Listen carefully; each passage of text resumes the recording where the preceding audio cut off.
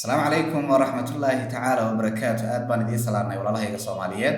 Waa mar kale barnaamijkeenii iyo qaybtii labaad oo ay maanta isku soo noqonay Business Insider. Runtii maanta waxaan in badan dul istaagi doonaa inaan in badan ka warrano qof dhalinyaro marka uu doonayo inuu guuleysto ganacsina uu abuuro caqabadaha ka hor imanaya iyo sidoo ula tacaali karo. dabcan qaybtii hore waxaynu ku qaadanay inaynu wax iska fahansiinay طبعا dhalinyarada inay caqabado badan ku geedaaman yihiin ama ay ku xeeran yihiin caqabadahaas oo marka ay qayb ka yihiin inay runtii iyagu humaagiyo kala duwan isor dhigaan sidoo kale cabsiyo fara badan ay ku jirto sidoo kale qofku ka cabsanayo in waxa ku fail garoobo muxtaar wuxuu inala wadaagay barnaamijkeenii hore sidoo kale in caqabadahaas isaga laftiisa ay qabsadeen haddaba aniga iska warramaya maanta barnaamijkan runtii waxaan ku dul istaagi doonaa Axmed Daawud oo maanta idin hor fadhiya iyo Axmed Daawudkii hore xilligii dhalinyarnimada runtii waqtiyada kamida anigu markii aan ka soo baxay waxbarashadii iyo hawlihii kala duwanaayo runtii aan ku jiray waxaan u soo xadka xidhay markaa inaan dabcan shaqaysto oo aan isbedel ka sameeyo dhinacyada nolosha gaar ahaan inaan shaqo tago markaa qof walba dhalinyaro markaa isku dayaya inuu isbedel weyn sameeyo oo noloshana wax soo kororsado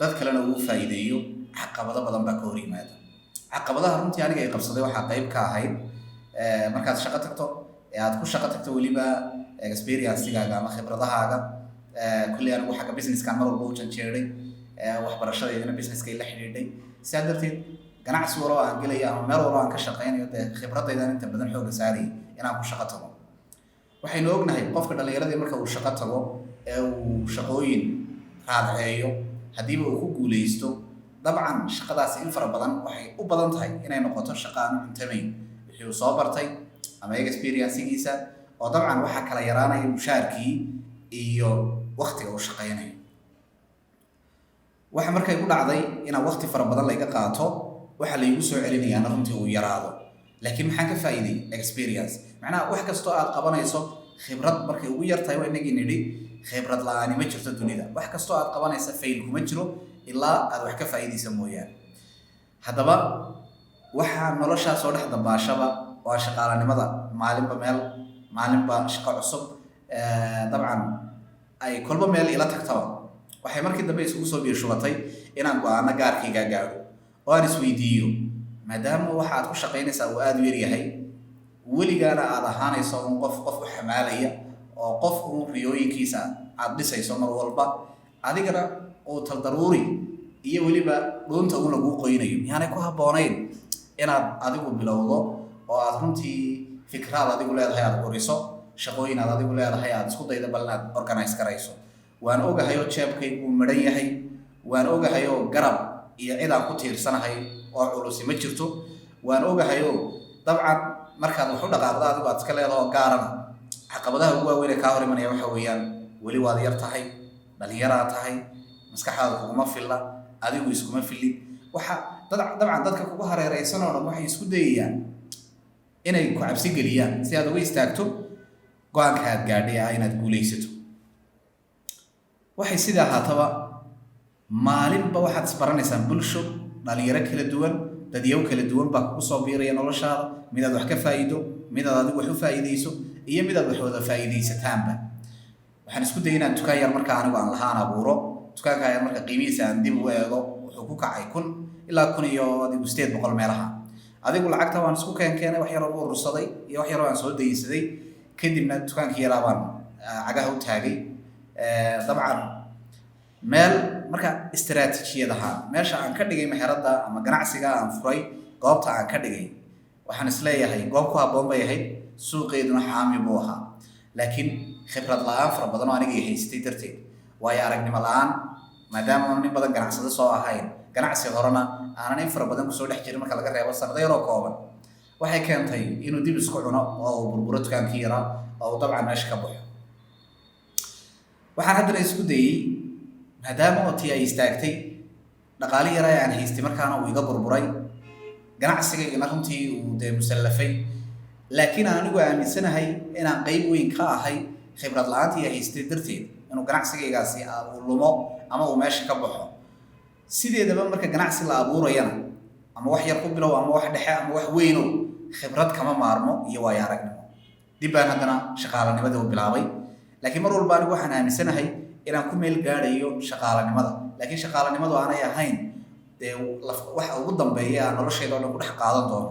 taasi mar walba qofka dhalinyarada waxaa laga doonaya inuu maanka ku hayo oo aanu isku sii wadaday shaqaalanimada, laakiin uu ku talagalo in ay noqoto wax temporary oo beri laga gudbi karayo, oo isagu markaa la yimaado fikrado iyo curisyo isaga xiise geliya.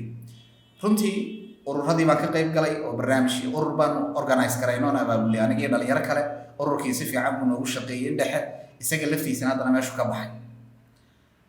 waxaa haddana aanu isku dayna inaanu fikir iyo aragti isku geyno ganacsi aniga iyo dhalinyaro kale. fikirkiina runtii ilaahay khayr ha siiye, dabcan markaad adigu fikirayso ee soo jeedo ad curisyo keenayso, cid ku caawiso ku garab gasho ma waayeysid. runtii mid ka mid a ganacsatada Somaliland oo runtii aadna noogu dheer ilaa haddana aanan ilaawin, meel weyna nagaga jira, ayaa wuxuu noo sahlay inuu ganacsigaasi noo shaqeeyo. intii hore ganacsigii baanu abuurnay, waanu yagleelay, si fiican baanu wadnay, isagina meeshii buu ka baxay. waxaasoo marka experience iyo khibradaa iyo waxaasoo isku dayaa aniga waxay ii noqdeen buur aan cuskado, waxayna ii noqdeen inaanan isdhiibin oo aan hore usii socdo si aan u gaadho yoolkii aan kalaha nolosha.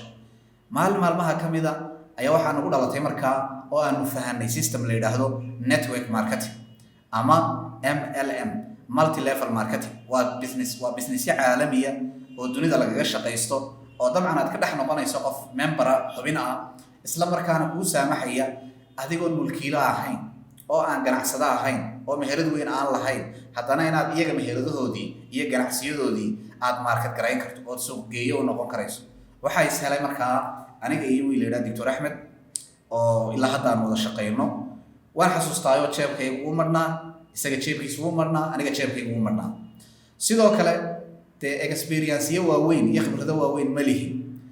ganacsiyada network marketing marka la bilaabayo marka hore waa la maalgashadaa.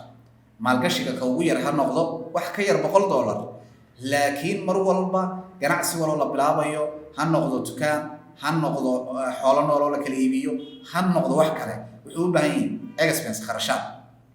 kadib baa faa'iidooyin laga sameeyaa. waa ganacsi walba. sidaa darteed ganacsigii aanu isku daynay markaa inaanu dhex galloon abuurno, dabcan dee maanaan awoodeyn oo dhaqaalaheedii maanaan hayn, laakiin fikir ahaan waan isku raacnay inaanu ganacsigaa dhaqaajino. waxaan xasuustaayo dabcan anigu dee qoys baan ku tiirsanaa, qoyskaygaan ku tiirsanayn, isaguna sidoo kale dee qoyskiisuu ku tiirsanaa. iska daa marka qaar baska maanaan heli jirin markaan suuqa usoo baxayno ee aanu doonayno inaanu businesskii dhaqaajino oo aanu fikradii isweydaarsano oo aanu meel iskugu nimaadno goobo, maanaan awoodeyn waxa baska lagu soo raaco. waxay taasi keentay marka mar walba taasi namay niyad jebinayn oo dib noomay dhigayn, laakiin wayna sii carcargelinaysa, wayna sii xantaxantaynaysa si aan hore ugu sii socono. oo waxaanu kasii qaadaynay shidaal iyo didiilo markastoo aanu weyno gunooyinkii aanu ku shaqaynaynay, markastoo aanu weyno transportationkii gaadiidka dadweynaha wixii aan ku raacaynay. taas waxay noo noqonaysay shidaal aanu mar ka dambaysa aanu lahayn maanta waad madhantihiin laakiin berri baa la buuxsamayey, hore u socdo.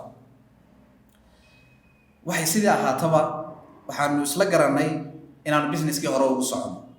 waxaan awoodnay bilo gudahood inaanu dhaqaale gaadhaya min $500 aanu ku samayno labadaydiiba. marka dhaqaale gaadhaya $1,000 aanu businesskii gashanno oo aanu alaabihii kambaniga weyne aan markaa aanu kusoo biirnay aanu kagala soo wareegno. taasi waxay noo suurtagelisay inay albaab noo noqoto oo $500 ee aanaan hayn aanu baadi doono, awooddeedina aanu isticmaalo, kadibna aanu soo helo. markii aanu soo helay kadib waxaa dhacday wixii aanu filaynay oo ahaa inay albaabadu isfurfuraan. waayo horaa loo yidhi haddii uu albaab kaa soo xidhmo mid kalaa furmayee adigu haysdhiibi. waxay sidii ahaataba ganacsigii baan ku adkaysanay inaanu gudagallo, isla markaana si baaxad leh aanu u qorshayno sidii u noqon lahaa ganacsi waara, ummad fara badanna ay naga farcanto, adduunyadoo dhan aanu gelino. tii baa suuro gashay maanta aan idila hadlayo. runtii maalintaa maanaan hayn wax jeebkayga ugu madhnaa, maantase laakiin alxamdulilah jeebkayga waxbaa ku jira. maalinta aan idiin sheegayo runtii waanu lugeynaynay. maantana waxaa laga yaabaa qaarkayo inay gawaadhi qiimahoodu uu dhan yahay $9,000 ay wataan oo haryeer ay ku taagan yihiin. maalinta aan idiin sheegayo qoysas baanu ku tiirsanayn, maanta aan idila hadlayna runtii dee qoysas baanu abuurnay oo annagiiba mas-uuliyad qaadnay. maalinta aan idiin sheegayo runtii cid waxba namay weydiinayn, maantana dee experience-gayga iyo khibradaydii baan idila soo horfadhiyaa oon idiin faallaynayaa si aad idinkuna wax oga dheeftaan. maanta dadka naga farcan ee businessyada aan hogaaminayno na hoos taga amaba noloshooda aan iyagana wax ka bedelay waxay ku dhow yihiin in ku dhow 20 waddan bay kala joogaan. taasina waxay ku cadaynaysaa tira ahaan marka la isku geegeeyo ilaa 4,000 oo qof bay ku dhawaanayaan. 4,000 oo qof haddii aad mas-uul ka tahayna waad dareemi karaysaa maalintaad keliga ahayd halkii aad joogtay. waxaanu leenahay mar walba aanu leenahay inaad wax dib u dhigtaa waxay keensanaysaa inaad adigu dib u dhacdo. markastood wax hore soo dhigto ha dheeraado ha dhowaado qorshaheedii aad la timaado isku daygaaguna uu fiican yahay. waa hubaal marka aynu shaqaalaha ahayn haddaan dib u yar milicsano way adkaan jirtay inaynu dalxiisyo iyo safarro aynu ku gaadhno meelihii aynu u soconnay ama aynu dalxiisyaba u kala bixino waddankeena gudihiisa. laakiin maanta waxaanu ku hamiyeynaa waddamada jaararka ayaa noo fududaaday. waxaa inoo fududaaday waddamo waaweyn oo dunida ah. waxaa kaloo inoo fududaaday inaan bulsho weyn caalamka oo dhan isbaranno, aan markaa ka iibino fikirkayaga iyo aragtidayada iyo waxaanu aaminsannahay isla markaana aanu noqono dad coworkers oo wada shaqeeya. taas marka waxay inoo tilmaamaysaa sideedaba qofka dhalinyaradii inaanu ku xisaabtamin maanta waxa qofka uu yahay, maanta halka uu taagan yahay, maanta faramadnida dabcan gacmihiisa ka muuqata, laakiin uu ku xisaabtamo haddii waqtigana ka faa'iidaysto qorshe wanaagsanna uu la yimaado inuu berri ka wanaagsanaanayso maanta. waxaan kusoo gabagabaynayaa markaa barnaamijkeena maanta berri baa ka wanaagsan maanta ha ku xisaabtamin faramadnidaada, laakiin berri ku xisaabtan inay buuxsamayso haddii aad qorshe iyo weliba la timaado hal aday. aad baad mahadsantihin.